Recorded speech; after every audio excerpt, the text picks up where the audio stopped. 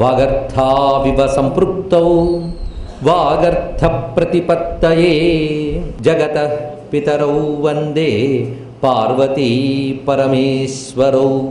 నమో భగవతే తుభ్యం వాసుదేవాయ ధీమహి ప్రద్యుమ్నాయ అనిరుద్ధాయ నమః సంకర్షణాయ చ.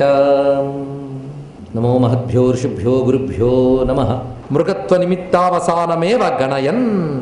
ఆ మృగత్వ నిమిత్తమును తెలుసుకుని లెక్క పెట్టుకున్నాడు ఆయన. మృగ శరీరం తీర్థోతక క్లిన్నం ఉత్ససజ్జ. తీర్థోతకముతో తడిసిన శరీరాన్ని విడిచిపెట్టాడు. అయిపోయిందా? ముక్త కాదు. కస్యచిత్ ద్విజవరస్యాంగిర ప్రవరస్యా సమదమతపస్వాధ్యాయాధ్యయన త్యాగ సంతోష తితిక్షా ప్రశ్రయ విద్యానసూయాత్మజ్ఞానానందయుక్తస్య. ఏమి మాటలో ఒక్కొక్కటి కూడా. మొత్తానికి ఈయన తర్వాత జన్మలో అంగిరస గోత్రానికి చెందినటువంటి ఒక మహాజ్ఞాని అయినటువంటి విప్రోత్తముడికి, వేదవేత్తకి, సత్కారమునుష్ఠానతకి పుత్రుడిగా పుట్టేట. అందులో ఆయనకి మొదటి భార్య యందు కొంతమంది పుత్రుడు, సుమారు 9 మంది పుత్రులు ఉన్నట్ట.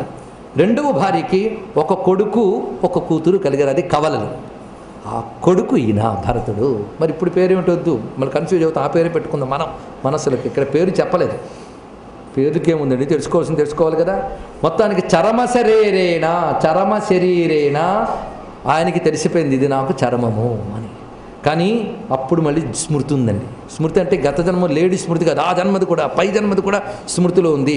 కానీ ఇన్ని శరీరాలు మారొచ్చగానే తెలిసిన ఎరుక ఏమిటంటే నేను శరీరం కాను అని ఎరుక కలిగింది ఇక్కడ. అదే గొప్ప విషయం. భగవద్ అనుగ్రహేణ అనుస్మృత స్వపూర్వ జన్మావళి గత జన్మల పరంపరంతా గుర్తుంది ఈ మహానుభావుడికి. అందుకే ఇప్పుడు ఏంటంటే ఎవ్వడితో ఏమీ మాట్లాడట్లేదు, చెప్పట్లేదు. అందుకని ప్రతివాడికి చెప్పిన గత జన్మ తెలుసా అనే అనలేదు మహానుభావుడు. ఎవరితో సాంగత్యమే లేదు, సంఘమే లేదు, అలా ఉన్నాడు. అయితే ఆ తండ్రికి ఇతడి మీద మహాప్రేమట. ఎందుకంటే చిన్న భార్య కలిగిన ఒకే ఒక్క పుత్రుడు కనుక ప్రత్యేకించి ఇతనికి ఉపనయన సంస్కారాలన్నీ చేయించాడు. ఎందుకంటే తండ్రి అయిన వాడు ఆలస్యము చెయ్యకుండా సరి అయిన సమయంలో కొడుకుకి ఉపనయనాదులు చేయించాలి. చేయించకపోతే వాడికి పాపం వస్తుంది. గుర్తుపెట్టుకోవాలి. ఎవడికి? తండ్రికి. అవన్నీ సకాలంలో చేయించి ఇతని ద్వారా బోల్డ్ని వేదాలన్నీ నేర్పేద్దామని చూశాడు. కానీ ఏదో వంట పట్టట్లేదుట. ఈయన చెప్పిన వేదాలు ఈ చెవులు వింటున్నాడు, ఆ చెవితో వదిలేస్తున్నాడు. మేం చేస్తున్నది కదా అదేనండి, జడభర్తుడిలాగా అనద్దు. ఇక్కడ ఏంటంటే వేదాది కర్మల దశలు దాటిపోయాడు అతడు. అందుకే కర్మలు మంత్రం గాయత్రి చెప్తుంటే ఏమి ఎరగనట్టు తిప్పి పిచ్చి పిచ్చిగా చెప్పాట. అంటే గాయత్రి కూడా సరిగ్గా చెప్పలేదండి ఉపనయన సంస్కారంలో. ఇంకా వీణేంటి దేనికి పనికి ఆఖరిగా దిగులు పెట్టేసుకున్నట్ట తండ్రి. పాపం ఏమీ నేర్చుకోలేదు వీడు, వేదాన్ని నేర్చుకోలేదు, ఏమీ నేర్చుకోలేదు. అదే పెద్ద భార్య కొడుకులు అయితే వేదాలు, యజ్ఞాలు, కర్మల్లో నిష్ణాతులు. ఇతనికి ఏ కర్మ తెలియదు, యజ్ఞం తెలియదు, జడుల్లో ఉన్నాడు. ఏదో ఆకలిస్తే తింటాడు, ఒక్కొక్కడు పిలిచినా పలకడు. చెవిటివాడా అనిపిస్తుంది. ఓ చెవిటి మాలోకం అంటే సరే వస్తున్నాను అంటాడు. చెవిటి మాలోకం అంటే వీళ్ళు పలుకుతట. ఓరు మోగవాడా అన్న ఏమనట్ట, ఏం పిలిచినా తన్నే అని పలుకుతుంటాడు వీళ్ళు మహానుభావుడు. ఒకసారి పిలిచినా వినబడిన స్థితిలో ఉంటే వాళ్ళు తట్టి కొట్టినా ప్రతిక్రియ లేకుండా చక్కగా వాళ్ళు చేసేస్తూ ఉంటాడట. ఆకలేసినప్పుడు వాళ్ళు ఏం పెడితే తింటున్నాడు, ఇలా ఉన్నాడు. చూసిన వాళ్ళందరూ ఏమనుకున్నారంటే ఇతడు జడుడు, మూర్ఖుడు, ఇంద్రియాలు సరిగ్గా పనిచేయనివాడు. ఒళ్ళు మాత్రం బాగా పెంచాడు, మంచి పుష్టిగా ఉండేవాడు. ఎక్కడ పీలగా ఏమీ లేడు, మంచి పుష్టి శరీరం అతన్ని. ఈ విధంగా ఉండేవాడు. మొత్తానికి అందరూ కూడా జడుడు అనుకున్నారు. కొంతకాలానికి తండ్రి బెంగతో అయ్యో ఏమీ నేర్చుకోలేడే అలా బాధతో ఆయన వెళ్ళిపోయేట తండ్రి. భార్య కూడా, ఆయన చిన్న భార్య అంటే ఈయన గారి తల్లి, ఆమె మరణించింది. ఆ మరణించే ముందు సవతి తల్లికి అంటే తన పెద్ద సవతి ఉంది కదా మొదటి భార్య ఆయన గారికి, ఆయనకు అప్పచెప్పింది నా పిల్లాన్ని నువ్వే చూసుకో, పాపం నోరు వయ్యి లేనివాడు, ఏ చదువు సంధ్య లేదు, నీ పిల్లలకైతే చదువు సంధ్య వచ్చు, వాళ్ళతో పాటు కాసేదో పెట్టు అని అప్పచెప్పి ఆమె పోయింది. వాళ్ళు ఇతను పరవిద్యలో ఘనుడు, అందుకే అపర విద్యలు ఈయనకు పట్టట్లేదు అని తెలుసుకోలేకపోయారు. మనం పరం అపరం అనేది లోకంలో వేరే విషయాల్లో వాడుతుంటే అపరకర్మలు పిచ్చపాంటలు అవన్నీ లేవు. ఇక్కడ అపర విద్యలు అంటే కర్మలు, యజ్ఞాలు, యాగాలు, పూజలు, పునస్కారాలు, మంత్రాలు, తంత్రాలు, ఉపాసనలు, ఇవన్నీ అపరం అండి. ఇవన్నీ వేదాంతం దృష్టిలో అవిద్యలే. అలాగని చెప్పి వీటిని తక్కువ చేయడం కాదు, ఇవన్నీ కూడా చిత్తశుద్ధికి పనికొస్తుంటాయి. పరావిద్య అంటే వీటన్నిటి వల్ల చిత్తశుద్ధి వచ్చి భగవద్భక్తి వల్ల కలిగిన బ్రహ్మానుభవం పరావిద్య. ఆ పరవిద్యలో ఇతడు మహాపండితుడు అని తెలుసుకోలేక, వేదముల యొక్క పర్యవసానమైన పరవిద్యలో ఇతడు పండిపోయినవాడు, అది పొందినవాడని తెలుసుకోలేక, జడమతిరితి భ్రాతు అనుశాస నిర్బంధాన్ యవృత్సంత, అన్నదమ్ములందరూ ఇతన్ని జడుడు అనుకునేవారు. అందుకే ఇతనికి మరి విద్యలు నేర్పడం, బాగుపడడం లాభం లేదని చెప్పి ఇతని చాకరీలు చేయించేవట. ఒక్కొక్కప్పుడు ఇతనికి ఆకలి వేస్తే ఎవడైనా కూలీ ఇస్తారంటే ఆ కూలీ చేసేసి వాడు పెట్టి తిండి తినేవట. నేను శరీర పోషణ కోసం ఏది దొరుకుతుంది ఆ పెట్టే తిండి అల్పం బహు మృష్టం కదన్నం వా అభ్యవహరతి పరన్నేంద్రియ ప్రీతి నిమిత్తం. శరీరం ఉన్నందుకు శరీరానికి ఆకలి దప్పులు, దానికి ఆకలి దప్పులు వేసినప్పుడు అది సంపాదించడం కోసం ఏదో చేసేవాడు, ఆ వచ్చింది తినేసేవట. అంతేగాని అది రుచికరమైనదా కాదా, అది పాతదా కొత్తదా ఇవన్నీ చూసేవాడు కాదు. ఎందుకంటే ఆయన తినే తిండి నా ఇంద్రియ ప్రీతి నిమిత్తం, ఇంద్రియ ప్రీతి కోసం తినట్లేదు. ఇవన్నీ ఆతగాడి స్థితి అండి. బాలోన్మత్త పిశాచవత్ అని యోగుల గురించి చెప్పారు, కానీ ప్రతి ఉన్మత్తుడు యోగి కాడు, తెలుసుకోవాలి. చూడ్డానికి ఇద్దరు ఒకేలా కనబడుతూ ఉంటారు, కానీ చాలా అప్రమత్తంగా ఈ మహాత్ముడి చరిత్ర వినాలి. పౌమృష్టం కదన్నాం వా అభ్యవహరతి పరన్నేంద్రియ ప్రీతి నిమిత్తం. మొత్తానికి ఈయన అసంభావిత దేహాభిమాన. కొన్ని శబ్దములు అద్భుతమైనవి మాత్రమే ఎంచుకుంటున్నాం మనం. ఈయనకి దేహాభిమానం లేదు, అంటే ఈ దేహం నేను అనే అభిమానం దేనికి లేదు. ఇలా ఉంటున్నటువంటి మహానుభావుడికి ఆఖరికి పొలం కాపుకు కూడా పెట్టారట. నువ్వు పొలం కాచుతున్నా, పొలం కాపట్టే అలా కూర్చోడమే, పొలం అంతా కాస్తే ఏదో తిండి పెడతాడు తినేసేవాడు. ఆ తిండి పెట్టేటప్పుడు ఎన్ని రకాలు పెట్టేవారో చూడండి. కణపిణ్యాక ఫలీకరణ కుల్మాష స్థాళీ పురీషాదీన్యప్యమృతవద్ అభ్యవహరతి అన్నారు. పెట్టేది జావ, తెలకపిండి, తవుడు, ముక్కుపోయిన మినుములు, గిన్నె అడుగున మాడిపోయిన అన్నం, ఇవి పెట్టినా అమృతంలా తినేసేవాట. జఠరాగ్నికి పడేసేవాడే తప్ప ప్రీతి కోసం లేదు కదా. ఇలా ఉంటే ఒకసారి ఒక చిత్రం జరిగిందిట. కొంతమంది ఆ సమీపంలో ఎక్కడో కిరాతక భూమి ఉన్నది, అంటే బోయలు వాళ్ళు ఉండేటువంటి వాళ్ళు వారికి కావలసిన ఏదో ఒక ప్రయోజనం కోసమని ఒకది బందిపోటు దొంగలు వాళ్ళు, ఆ బందిపోటు దొంగల రాజుకి సంతానం లేదు. ఎవడో చెప్పాడు, నువ్వు అమ్మవారికి నరబలి ఇస్తే సంతానం కలుగుతుంది అని. అవి కిరాతలు, తమోగుణం వాళ్ళకి బలులు అన్నీ కూడా అప్పుడు ఉండేవి. అదేమో హిందూ మతంలో భాగం అనుకుని ఏమో అనుకోవద్దు. అది కిరాతకులైనటువంటి వాళ్ళకి అవి ఆచారాలుగా వాళ్ళ ఆ శాస్త్రం ప్రకారంగా తెలుసుకున్నారు. వెంటనే బందిపోటుల నాయకుడు కనుక ఒకడినెవడో పాప అమాయకుడిని తీసుకుని బలి ఇవ్వడానికి చక్కగా కట్టి అందరూ తీసుకెళ్తున్నట్ట. వాడెక్కడో సందు చూసి పారిపోయాడు ఆ బలి పశువుగాడు. వాడిని వెతకడానికి బయలుదేరారు వీళ్ళందరూ కూడా. దొరకలేదు. వాడు తిరిగి వచ్చి చెప్పారు, బలికి సిద్ధం చేసుకున్న నర పశువు దొరకలేదు అని. మరి ఏదైనా పశువు దొరకలేదా నర పశువు అని అంటే, ఒక దగ్గర పొలంలో చూసాం రాత్రిపూట ఇంత ఒళ్ళేసుకుని ఒకడు కూర్చున్నాడు.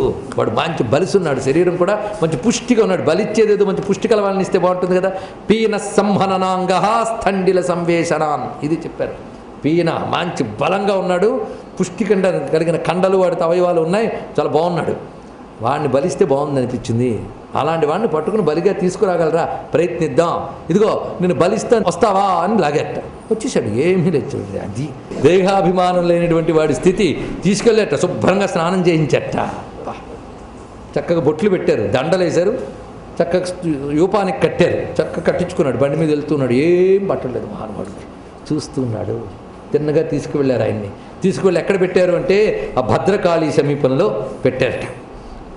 ఇంకా బలి ఇద్దామని పట్టుకున్నారు. మహానుభావుడు చూస్తున్నాడు. అంటాడండి అన్నమయ్య, అటువంటి వాడివో హరిదాసుడు, అటమటాలు విడిచిన అతడే సుఖీ, తిట్టేటి మాటలను దీవించే మాటలను అట్టే సరే అని తలచినాతడే సుఖీ, పట్టి చంపే వేళ పట్టము కట్టే వేళ అట్టు నిట్టు చలించని అతడే సుఖీ, అటువంటి వాడివో హరిదాసుడు. అవధూతల స్థితి అంటే ఇది. అవధూత అంటే భక్తి మార్గము అవధూత మార్గం భిన్నమేం కాదు.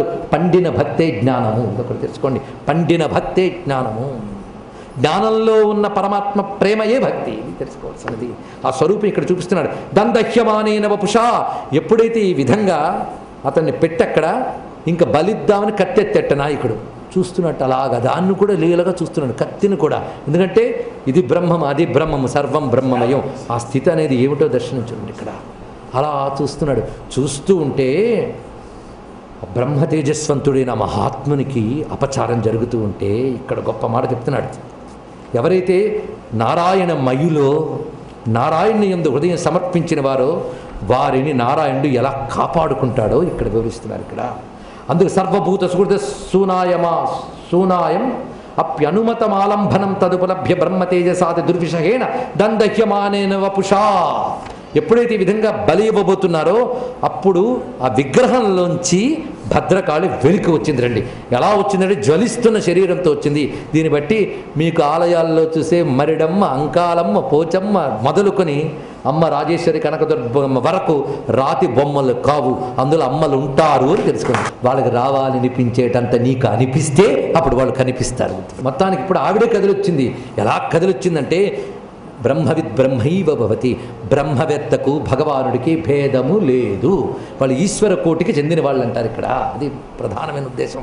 అందుకే మహాత్ముడు అలా అంతా బ్రహ్మమని చూస్తూ ఉంటే ఆవిడ వచ్చింది. ఎలా దందహ్యమానేన వపుష, తీవ్రమైన జ్వలించిపోతున్న శరీరంతో వస్తూ పెద్దగా అరుస్తూ వాళ్ళ చేతిలో ఉన్న కత్తిని లాక్కుని వాళ్ళనే సంహరించింది ఆ తల్లి. ఉత్పత్య పాపీయసాం దుష్టానాం తేనైవాసిన వివక్రశీష్ణాం, వాళ్ళ యొక్క తలలు తరిగివేసి వాళ్ళ నెత్తురు తాగి అక్కడ నర్తన చేసి ఈ మహానుభావుడికి దండం పెట్టి తిరిగి సెల్లోకి వెళ్ళిపోయిందిట. ఏమి ఎరగనట్లు లేచి మళ్ళీ వెళ్ళిపోయాడు మహానుభావుడు. ఇక్కడ చెప్తూ సుఖయోగిందులు చెప్తున్నారు. అలా అని చెప్పి చూసావని అక్కడ తీసుకెళ్తే ఆవిడొచ్చి భలే రక్షించింది తెలిసాను, ఆవిడికి చెప్పను లేదు మహానుభావుడు. అంతా బ్రహ్మమే, వాళ్ళకి భ్రాంతి ఆశ్చర్యం ఏమీ లేదు. ఒక మహాశ్చర్య వస్తువుతో వాళ్ళు ఎప్పుడూ ఆనందంతో ఉన్నారు. ఆశ్చర్యవత్ పశ్యతి కశ్చిదేనం అన్నట్టు స్థితిలో ఉన్నటువంటి వాళ్ళు. మొత్తానికి ఇక్కడ చెప్తున్నది ఏంటంటే వీరిని ఎందుకు రక్షించింది అమ్మవారు? అలా అందరినీ రక్షిస్తుందా అంటే సర్వసత్వ సుహృదాత్మనాం నిర్వైరానాం సాక్షాత్ భగవత అనిమిషారివరాయుధేన అప్రమత్తేన తైస్తైర్భావై పరిరక్షమానానాం తత్పాదమూలమకుతు అకుతశ్చిద్భయం ఉపసృతానాం భాగవత పరమహంసానాం అన్నాడు ఇక్కడ. ఈ మాటల్లో ఎంత విశేషం ఉన్నదంటే సాక్షాత్ భగవత అనిమిషారివర ఆయుధేనా అన్నాడు ఇక్కడ. సాక్షాత్ భగవానుడైన నారాయణుడు అనిమిషారి దైత్యారి, ఆయన ఆయుధంట తన భక్తుల్ని కాపాడుకుంటూ ఉంటుందిట. అది ఇక్కడ అది ఆ సుదర్శనము కాపాడుతూ ఉంటుంది. విష్ణు భక్తుల్ని సుదర్శనం కాపాడుతుంది. చక్రం సదాహం శరణం ప్రపజ్యే, గదాం సదాహం శరణం ప్రపజ్యే. అలాగే నా చక్రం కాపాడుతుందిలేండి అనేవాడు కాడు. అంబరీషుడిని ఇలాగే కాపాడలేదా? ఎందువల్ల తనువు మనువు విడిచి తనయుల చుట్టాల నాలి విడిచి సంపదాలి విడిచి, ఇలాగా విడిచిపెట్టి నన్నెగాని అన్య మెరుగకయుండిన వారి విడువను ఎట్టి వారినైనా అన్నాడు పరమాత్మ. చూడండి, అన్నీ విడిచిపెట్టి నన్ను తప్ప ఏమీ పట్టని వాణ్ణి నేను విడిచిపెట్టను అన్నాడు మహానుభావుడు ఇక్కడ. నన్ను పట్టి అన్నీ విడిచిన వాడిని నేను విడిచిపెట్టను, ఇది స్వామి చెప్పిన మాట. మరి అబద్ధం చెప్తాడు స్వామి? సర్వం బ్రహ్మమయమని విష్ణువుని పట్టినటువంటి వాడు గనక ఆ విష్ణువు తన ఆయుధంతో రక్షిస్తాడు, తన స్వరూపాలైన దేవతారూపాలతో రక్షిస్తాడు అని గొప్ప మాట. తైర్భావై అని చెప్పడంలో భగవానుడు ఏ ఏ దేవతారూపాలతో ఆరాధింపబడుతున్నాడో ఆయా దేవతారూపములతో రక్షిస్తాడు కనుక విష్ణు భక్తుణ్ణి సర్వదేవతలు రక్షిస్తారు అనేది ఇక్కడ ఉన్నటువంటి ప్రధానమైన భావం. విష్ణు భక్తుడంటే ప్రహ్లాదుడు చెప్పిన మాటే, ఆయన చెప్పలేదు సర్వమున్నత దివ్య కళామయ మంచు విష్ణునందుల్లము చేర్చి. ఆ స్థితిలో ఉన్నవాడు కనుక ఇలా రక్షింపబడ్డాడు. అందుకే భగవద్భక్తులకి పరమహంసలకి ఎవడు ఆపద తెలపెడతాడో వాళ్ళే నశిస్తారు. ఇది ఇందులో చెప్తున్నటువంటి గొప్ప మాట. అందుకే పరమహంసల పట్ల భగవద్భక్తుల పట్ల అపచారం చెయ్యరాదు, ఇది తెలుస్తున్న అంశం. ఇది ఈ విధంగా అనుగ్రహం జరిగింది. ఆ తర్వాత పెద్ద విశేషం ఏంటంటే ఇక్కడ ఇలా ఉన్నాడు, ఈ లోపల రాజుగారు బయలుదేరారండి. సింధు సౌవీర దేశాలకు రాజుట ఆయన బయలుదేరాడు. రహూగనుడు అని ఆ రాజు పేరు. ఆయన ఇక్షుమతి నదీ తీరంలో పల్లకిలో వెళుతున్నట్ట. ఆ వెళుతూ ఉండగా ఆయన పల్లకి మోతగాళ్ళలో ఒకటి తగ్గిపోయాడు. అప్పుడు ఇంకెవడైనా దొరుకుతాడేమో చూడండి రా అని చెప్పారట. వెతిగారు, అక్కడ కూర్చున్నప్పుడు కనబడ్డాడు. మంచి బలంగా యువ సంహరణాంగో బాగున్నాడు. దేన్నైనా బరువులు మోయడానికి పనికొస్తాడు. అందుకు బరువులు మోయడానికి ఈయన పట్టుకొచ్చారు. పల్లకి బరువు మోయడానికి తీసుకొచ్చారట. ఈయన తీసుకొస్తే బరువు మోస్తావా, తిండి పెడతాం అనిపోయాడు. అంతే. అంత బ్రహ్మజ్ఞాని, వేదాలన్నీ దాటిపోయినటువంటి వాడు పల్లకి మోయడానికి తిన్నగెళ్ళిపోయాడండి. మోస్తున్నట్ట. పైగా ఆ మోస్తున్నప్పుడు ఎలా నడిచాడో చూడండి. వాళ్ళ నడకలు ఎంత జాగ్రత్తగా ఉంటాయంటే మహాత్మునిది, ఆ తోవలో తన పాదముల తాకిడికి ఏ జంతువు చిన్న క్రిమికీటకం కూడా దెబ్బతినకూడదని అడుగులు జాగ్రత్తగా వేస్తున్నట్టు. ఇక్కడ వాళ్ళ దయ అలా ఉంటుంది. మహాత్ముల నడక తీరు అలాగా అడుగులు చూసుకుని వేయడం వల్ల ఆయన నడకలో తత్తరపాటు ఉంది, సరిగ్గా లేదు. అప్పుడు మిగిలిన వాళ్ళు ఏమిటి నడక, వీడి వల్ల మనం సరిగ్గా మోయట్లేదు అన్నట్ట. ఆయనకి విసుగొచ్చింది, ఏమిటి అలా అడ్డదిడ్డంగా నడుపుతున్నారు పల్లకేనని. మా తప్పేం లేదండి, కొత్తవాడు ఎవడో వచ్చాడు వీడి తప్పు అన్నట్ట. అప్పుడు అన్నట్ట, ఏంటి మహానుభావ, పాపం చాలా బలహీనంగా ఉన్నారే, ఒళ్ళంతా బక్క చిక్కిపోయిందే, మొయ్యలేకపోతున్నారా పాపం అన్నట్ట. వెక్కిరింపడి అంత ఒళ్ళు పెట్టుకుని మొయ్యలేకపోతున్నావా అన్నాడు అనమాట. అంత బలహీనంగా ఉన్నావే, ఏం మొయ్యలేకపోతున్నావా పాపం అంటూ ఏమీ ఎరగకుండా మళ్ళీ మూతం వస్తున్నట్ట. మళ్ళీ అలాగే అంత మహాకోపం వచ్చి, ఏమనుకున్నావు, శిక్షిస్తాను జాగ్రత్త, నేను రాజుని తెలుసా అన్నట్టు. మళ్ళీ ఒకసారి ఇలా చూసేట, నీకు అంత ఒళ్ళుని తెలీదా అన్నట్ట.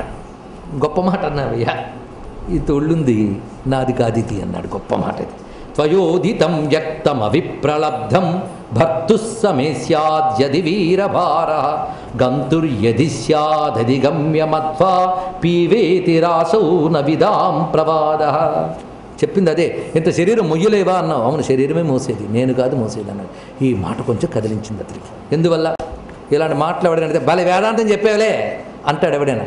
అలా అనుకునే సంస్కారం అతడికి లేదు, ఆ రాజుకి. అందుకే ఆయన దగ్గర అన్నాడు, మహాత్ములు ఊరకనే నోరు విప్పరు, అవతలవాడు యోగ్యుడైతేనే నోరు విప్పుతారు. మీకు తెలుసుకోవాల్సింది, ఊరకనే నోరు విప్పరు, అవతలవాడు ఏ వేటకో పెళ్లి చేసుకోవడానికో బయలుదేరిన వాడు కాడు. అందుకే నోరు విప్పాడు. ఇది గ్రహించవలసిన అంశం. ఎందుకంటే ఆయన కొన్ని వేదాంత శాస్త్రాలు బాగా చదివేట. చదవడంతో ఈయనకు ఒక తపన కలిగింది. ఏంటంటే, యోగములు చెప్పినట్లుగా అసలు జీవుడేమిటి, ఆత్మ ఏమిటి తెలుసుకోవాలని తపన కలిగింది అతనికి. అందుకే అన్నాడు, నువ్వు నన్ను శిక్షిస్తాను అన్నావు. దేన్ని శిక్షిస్తావు? నువ్వు సరిగ్గా మొయ్యలేదు అని చెప్తున్న దేహాన్ని మరింత బాధిస్తావు. బాధించిన ప్రయోజనం ఏం లేదు. ఎందుకంటే పిండిని పిండి చేద్దామని ప్రయత్నించిన ఎలాంటిదో నా దేహాన్ని శిక్షించడం కూడా అలాంటిదే అన్నాడు. పిష్టపేష, పిండిని ఇంకేం పిండి చేస్తావు నువ్వు, చేసుకో. దేహం చేసి నేను చలించను. ఇది మోసేది దేహం అని నాకు తెలుసు, నేను కాదు. దేహం నేను అనుకోను, నాది అనుకోను, రెండూ లేదు. ఇప్పుడు ఒక్కడు చెప్తున్నా, ఈ పైన కూర్చుని నువ్వెవడో తెలుసా, ఇదేమిటో తెలుసా, ఇదేనండి కాబడి కొయ్య కుండల మట్టి అనేది. అంత తేలిక అర్థమయ్యేది కాదు. ఈ మాట చెప్పాడు. చెప్పగానే ఒక్కసారి పల్ల కాపండరా అని చెప్పి దిగిపోయేట మహానుభావుడు. దిగిపోయి కాళ్ళ మీద పడి నమస్కారం చేశాడు. ఒక్క మాటతో గుర్తించాడు ఇతర మహాత్ముడని. అదే అతని సంస్కారం. అందుకే నిజమైన మహాత్ములు అందరి దగ్గర ఉపన్యాసం ఇవ్వరు. ఏమి ఇందాక బలిపశువుగా తీసుకెళ్తున్నప్పుడు వాళ్ళ దగ్గర చూడు ఎవరిని కట్టారు అని ఉపన్యాసం ఇవ్వరు. నిజంగా ఉపనిషత్తులు పండితులైతే ఉపన్యాసం ఇచ్చేవాడు. ఎందుకు వాళ్ళ నుంచి రక్షించుకోవాలి కదా. అందుకు చదివినవన్నీ చెప్పేసేవాడు. చదివినవి చెప్పి వాచా పండితుడు కాదు కదా, పరోక్ష జ్ఞాని కాదు కదా, అపరోక్ష జ్ఞాన మహానుభావుడు. అందువల్ల ఇక్కడే ఎందుకు గొంతు విప్పాడనేది తెలియాలి కదా. ఇదో పెద్ద రహస్యం. ఇది రసస్థితి. ఇక్కడికి వచ్చాం మనం. వాడు దిగిపోయి కాళ్ళ మీద పడ్డాడు, చూశాడు. ఇక్కడే ఎందుకు చెప్పాడు అతను, రహుగణుడి దగ్గరే ఎందుకు గొంతు విప్పాడు. ఇతని పేరు రహుగణుడు. అందుకే పాదం పట్టుకోగానే అప్పుడు మొదలుపెట్టాడు. అప్పుడు అన్నాడు, అయ్యా మీరు అందరూ దేహం వేరు ఆత్మ వేరు అంటారు. అసలు దేహం అనేది నామరూపాత్మకమైనది, ఆత్మకవేవీ లేదు, నామరూప వికారాలు దానికి అంటకట్టకు అని మీరు ఉపనిషత్తులు కూడా ఈయన చదివాడు. ఉపనిషత్తులు ఎవరు? రహుగణుడు. మట్టి అంటారు, కొండ అంటారు. కొండలో ఉన్నది మట్టే కదా. కొండని నామరూపాలు కల్పించడం చేత నువ్వు అలా అన్నావే కానీ అందులో ఉన్నది మట్టే కదా అని అంటారే. ఆ మాటకు వస్తే ఒట్టి మట్టితో నీరు పట్టుకోగలరా అన్నాడు. వీడేం తక్కువ పట్టుకున్నాడు రహుగణుడు. కొండని చేసే కదా పట్టుకున్నారు, మట్టి కొండ. అలాగే ఒట్టి మట్టి మీద ఎవరు డబ్బిస్తాడు, కొండ మీద డబ్బిస్తాడు. కానీ కొండగా మారిన మట్టికి ప్రయోజనాలు ఉన్నాయి కదా. అటువంటప్పుడు నువ్వు ఈ శరీరంగా మారిన దానికి ఆత్మకి భేదం లేదా, అది చూపిస్తున్నాడు. అప్పుడు దీనివల్ల ప్రయోజనం లేదని అందుకంటావు, ఇది పనికిమాలినది ఎందుకంటావు, ఇది పనికొచ్చింది కదా అప్పుడు అన్నాడు ఇక్కడ. ఆడ తర్వాత ఎన్ని గొప్ప గొప్ప మాట్లాడాడండి. తన దేహానికి చేసినవేవి ఆత్మకంటవని అంటావే. రహుగణుడి మేధస్సు చూడండి. నువ్వు ఉపమానాలు చెప్తున్నావు, నేను ఉపమానాలు చెప్తాను. పోయింది ఉదాహరణలు నేను చెప్తాను. అందుకే జిడ్డు కృష్ణమూర్తి గొప్ప మాట అన్నాడు, ఉదాహరణలతో వేదాంతం తెలియదు అని చెప్పాడు. ఒకటే మాట పెట్టుకోండి. ఉదాహరణలతో నువ్వు ఆత్మతత్వం చెప్తావా? కొండ మట్టి ఉపమానం చెప్పి. ఉదాహరణలు ప్రమాణాలు కావు. మరి ఉదాహరణలు దేనికి అంటే అర్థం చేసుకోవడానికి సహకరిస్తాయే తప్ప ఉదాహరణలు కావు. వేదాంత ఉదాహరణతో ప్రమాణం చేయలేదు. అంతేకాదు ఉదాహరణని ఏకదేశంగా గ్రహించాలి. కొంతమంది అదే ఉదాహరణ పట్టుకుని లాగి పీకితే తర్వాత అసలు మిగలదు. జాగ్రత్తగా. ఎందుకంటే ఆత్మతత్వాన్ని నిరూపించడానికి స్వానుభవం లేదు. ఇప్పుడు ఫలానా వస్తువు వేడిగా ఉంటుంది అంటే ఎంత వేడిగా ఉంటుందండి అని ఎవడైనా అడిగితే మీరు అట్లా అడగాల్సి వాత పెట్టి ఇంత వేడిగా ఉంటుందని చెప్పచ్చు. ఎందుకంటే అది ప్రత్యక్ష వస్తువు, ఇది ప్రత్యక్ష వస్తువు. కానీ దేహాదులకు అతీతమైన ఆత్మవయ్యా అంటే ఏ వస్తువుతో నీకు ప్రమాణం చూపిస్తాడు వాడు? దాని ఒకటే ప్రమాణం, ఉపనిషద్వాక్యమే ప్రమాణం, ఆస్తికతే ప్రమాణం, గురువు ప్రమాణం, శాస్త్రం ప్రమాణం, సాధన చేసి పొందవలసింది, ఇంకోటి లేదు అక్కడ. అడిగాడండి, దేహాదులవేవి ఆత్మకంటవు అంటారు వేద అని వెక్కిరించట్లేదని రహుగణుడు నేను విన్నాను కానీ నాకు అంటట్లేదే మహానుభావ, అది నేను అడుగుతున్నది. మొత్తానికి దేహం వేవి ఆత్మకంటవన్నారే, ఒక కుండలో నీళ్లు పోసి బియ్యం పోసి నిప్పు కింద పెట్టాం. కుండ కంటిన నిప్పు కుండలోంచి నీటికి అందింది, అందులో అన్నానికంటే అది పొంగిందా లేదా? అలాగే దేహం అన్నీ ఆత్మకంటవని ఎందుకు అంటావు అన్నాడు. దేహానికి అంటినవన్నీ ఆత్మకి ఎందుకు అంటావు అన్నాడు. అప్పుడు నేను చెప్తాను విని నీకు అర్థమయ్యేటట్టు అనలేదు. ఏమన్నాడంటే, అవివేకి ఏవో 4 శాస్త్రం వాక్యాలు చెప్పి వివేకవంతుడిలా మాట్లాడితే ఎంత దౌర్భాగ్యంగా ఉంటుంది అన్నట్టు. గొప్ప మాట అన్నాడండి. అవివేకి అయిన వాడు ఇలా మాట్లాడతాడు. అయితే నన్ను అవమానిస్తావని అనలేదు, ఎందుకంటే నిజమైన సత్యజ్ఞానం తెలుసుకోవాలనుకున్నవాడు గురువులు ఎలా ఉపదేశిస్తారో తెలుసు. వాళ్ళు కొట్టి చెప్తారు, తిట్టి చెప్తారు, వాళ్ళ ఇష్టం, వాళ్ళు ఎలా ప్రవర్తిస్తారో తెలియదు. దత్తాత్రేయుడి దగ్గరికి వెళ్తే పిచ్చోళ్ళ కనబడ్డట. అంత పిచ్చివాడైనా యోగి అని మా గురుగారు చెప్పారు, కానీ దగ్గరికి వెళ్తే రాళ్ళేసి విసిరి కొట్టాను. అది రాళ్ళు విసిరి కొట్టడం ఎందుకంటే అంటే చక్కగా వేషం వేసుకుని చిన్ముద్రతో ఫోటో తీసుకుని జ్ఞానం చెప్తాను అనవలసిన అవసరం దత్తాత్రేయుడికి లేదు. జ్ఞానం పొందాల్సిన అవసరం నీది కానీ ఆయనది కాదు. నీకు పరీక్ష పెడతాడు ఆయన, నీవు ఎంత మెచ్యూర్ అయ్యో, నువ్వు ఎంత పక్వత, అలాంటి వాడి దగ్గర నేర్చుకోవడం ఎందుకన్నా సందేహం లేదు, నీకు ఇంకా రాలేదు, యోగ్యత రాలేదు. అది రహోగనుడు యోగ్యుడు ఆ యోగ్యుడు కనుకనే ఇంత చర్చకు మొదలెట్టాడు, లేకపోతే వాళ్ళు ఉపదేశిస్తారా జ్ఞానులు. అప్పుడు అన్నాడు, నేను ఎక్కడికి బయలుదేరానో తెలుసా, నేను కపిలాచార్యుడి దర్శనానికి వెళుతూ ఉన్నాను. ఎందుకంటే అసలు ఆత్మతత్వం ఏంటో తెలుసుకోవాలని బయలుదేరాను నేను. ఆ వెళుతూ ఉంటే నువ్వు ఇప్పుడు కనబడ్డావు అంటే కపిలాచార్యుడే ఈ రూపంలో వచ్చాడా అన్నట్టు. ఏమిటి ఇందులో ఉన్న విశేషము అంటే, తాను జ్ఞానార్థి అయి కొంత సాధన చేసి ఇంకా స్పష్టత కోసమని బయలుదేరుతున్నాడు గనక విశ్వవ్యాపకమైన ఆచార్యస్వరూపుడైన నారాయణుడు ఈయన్ని ప్రేరేపించి పలికించాడు. అందుకే ఆచార్యుడు కపిల రూపంలోనే దొరకాలని లేదు. నువ్వు నిజంగా ఆచార్యవాన్ పురుషో వేద అన్నప్పుడు ఆచార్యుడు కలిగిన పురుషుడే తెలుసుకోగలడు. ఆచార్యుడు లేనప్పుడు దౌర్భాగ్యమే. గురువు లభించిన అన్నిటికంటే గొప్ప భాగ్యం. అందుకు గురువు కోసం వెళుతూ ఉన్నాడు ఇతను. గురువు కావాలి అనుకున్నప్పుడు శివాయ గురవే నమః పరమేశ్వరుడు తెలుసు కూడా ఆయన ఈయన ద్వారా బోధించాడు ఇక్కడ వెంటనే. అప్పుడు కూర్చున్నాడు, నాకు నువ్వు చెప్పాల్సిందే అని కూర్చుంటే రహోగనుడితో అద్భుతంగా మాట్లాడుతున్నాడు జరభరతుడు.